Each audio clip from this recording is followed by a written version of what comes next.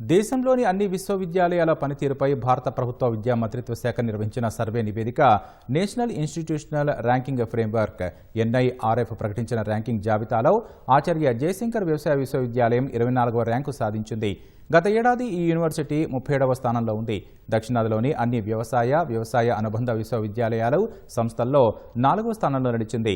సహజ వనరుల పరిరక్షణతో పాటు ప్రత్యేకించి యూరియా, ఇతర రసాయన ఎరువుల వినియోగం తగ్గింపు, నీటి సమర్థ యాజమాన్యం వంటి కీలక అంశాలపై రాష్ట్ర వ్యాప్తంగా రైతు ముంగిట్లో శాస్త్రవేత్తలు అనే వినూత్న కార్యక్రమాన్ని అమలు చేసి 1200 గ్రామాల్లో శాస్త్రవేత్తలు రైతులను కలిసి ఆయా అంశాలపై అవగాహన కల్పించారు.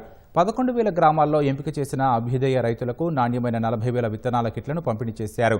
వచ్చే సంవత్సరం NIRF ర్యాంకింగ్లో టాప్ 10లో స్థానం దక్కించుకునేందుకు ఇప్పటి నుంచే పక్కాగా తాము ప్రణాళికలు రూపొందించుకొని ముందుకు వెళతామని వర్సిటీ ఉపకులపతి జానయ్య అన్నారు. 2027లో జాతీయ స్థాయిలో 5వ ర్యాంకు సాధిస్తామని ఆయన ధీమా వ్యక్తం చేశారు.